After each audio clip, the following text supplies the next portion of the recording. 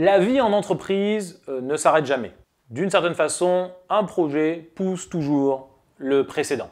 Dès lors, il est absolument clé de célébrer les succès et les réussites. Sinon, qu'est-ce qui se passe? Tout simplement, comme un hamster dans sa roue, on passe son temps à courir, sans jamais s'arrêter, sans jamais tirer de bilan, sans jamais féliciter, sans jamais remercier, et donc on risque à la fois la démotivation et même l'épuisement professionnel.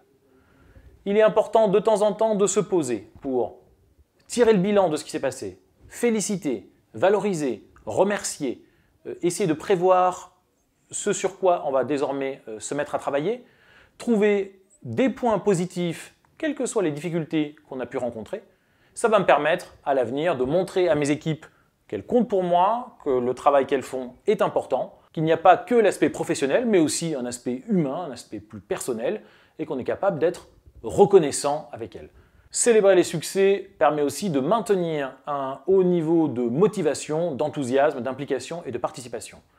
Attention, lorsqu'on entend célébrer les succès, on a souvent des images en tête de grandes fêtes, de grands restaurants. Pas forcément, ça peut être des choses extrêmement simples, ça peut être un mot, ça peut être remercier autour d'un verre, ça peut être simplement se poser, ça peut être valoriser quelqu'un lors du point hebdomadaire.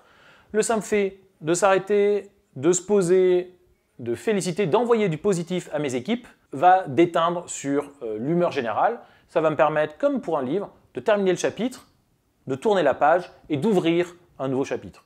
Du coup, chaque fois que je clôt un chapitre, évidemment, je vais pouvoir faire de l'archivage, du rangement, tirer des enseignements, en faire un bilan, voir ce qui a été positif, qu'est-ce que j'ai appris, et du coup, relancer la motivation et l'enthousiasme pour partir dans des projets nouveaux.